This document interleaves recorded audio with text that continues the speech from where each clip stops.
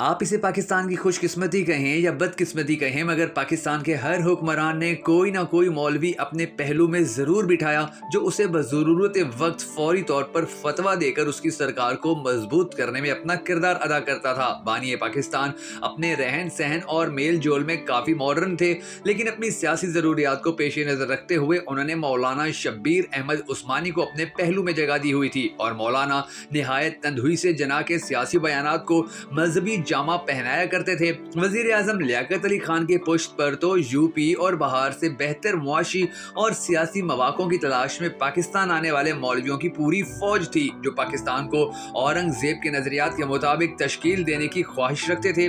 Governor general गुलाम मोहम्मद को ज्यादा दिलचस्पी ऐसे हकीमों में थी जो उन्हें जिनसी कुव्वत बढ़ाने की अद्वियात दे सकें, या फिर वो मज़ारों और पीरों के गर्विदा थे। वो लखनऊ के हकीम नाबीना को अपने इलाज मुआवजे के लिए पाकिस्तान बुलवाते रहते थे। रियासती अमूर में मजहब के इस्तेमाल को वो बहुत ज्यादा अहमियत देते थे। रिकॉर्ड से पता चलता है कि इब्तदाई तौर पर तलुए इस्लाम वाले गुलाम अहमद परवेज पर भी उन्होंने अपना दस्ते शफकत रखा हुआ था। जनरल अयूब को कमालिस्ट कहलवाना पसंद था। वो मौलवी के इस्लाम से नाला थे और इस्लाम को जदीद बनाना चाहते थे, लिहाजा उनकी इस ख्वाहिश की तकमील के लिए गुलाम अहमद परवेज ने अपनी खिदमात पेश कर दी थी और जनरल अयूब ने मुनासिब मुआवजे पर यह खिदमात कबूल भी कर ली थी। इन दिनों हर गैरिजन में गुलाम अहमद परवेज के लेक्चर अरेंज करना हर GCO की जिम्मेदारी ख्याल की जाती थी। जनरल याया खान को जमात इस्लामी की तायद और हमायत बबांगे दहल हासिल थी और जमात इस्लामी के जनरल सेक्रेटरी मियां तुफैल मोहम्मद ने तो उनके आइन, जिसे एक मसीही माहिर कानून AR कॉर्नेलिस ने बनाया था, को इस्लामी होने का सर्टिफिकेट भी दे दिया था। भुट्टो ने कुल वक्ती मौलवी कौसर नियाजी भर्ती कर लिया था और जुज वक्ती तौर पर वो मौलवी गुलाम गौस हज़ारवी की खिदमात भी मुस्तार ले लिया करते थे। जनरल ज़िया ने अपने मार्शल लाई दौर में मौलवियों के रेवड़ पाल रखे थे।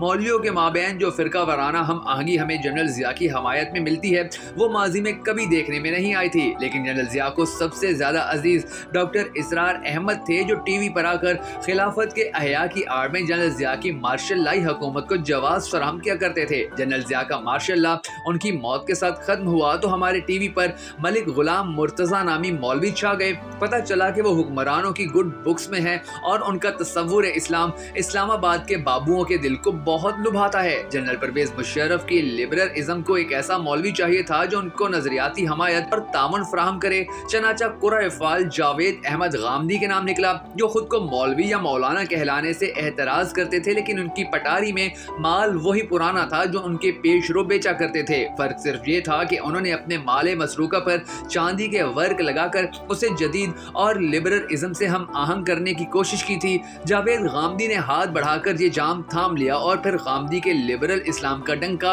हर सू बजने लगा। जनरल मुशर्रफ के जाने के साथ ही उनका अहद भी ख्वाबो ख्याल हुआ और साथ ही जावेद गामदी टीवी स्क्रीनों से गायब और जान बचाने के लिए मलाइशिया तशरीफ ले गए। इसके बाद आसिफ जरदारी, नवाज शरीफ और इमरान खान को एक ही प्लेट से मीठा और ठंडा ठार हलवा खिलाने वाले मौलाना ताहिर अशरफी हैं कि जिन्होंने इन तीनों सरकारों को ऐसा हाथ में रखा कि इन्हें किसी और मौलवी की तरफ देखने की फुर्सत ही ना मिल सकी। और अब मौलाना तारिक जमील साहब के मामले में हमारी सियासी और अस्करी क़यादत एक पेज पर है। इनके ख्यालात और अफकार से हमारे वजीर आज़म और जर्नैल सारे ही मुत्तफिक नजर आते हैं, लिहाजा हमारी सियासी और अस्करी के यहाँ खुशी और गमी के मौक़ों पर इनकी मौजूदगी लाजमी ख्याल की जाती है। और ये माना जाता है कि मौलाना तारिक जमील उन तमाम पिछले मौलवियों से अलग हैं कि जिन्होंने अपने मफादात की खातिर हुक्मरानों के साथ रवाबित रखे थे, क्योंकि मौलाना तारिक जमील एक ऐसी शख्सियत हैं कि जिन्हें अल्लाह तबारिक व तआला ने बड़ी इज्जत और बड़ा एहतराम दिया है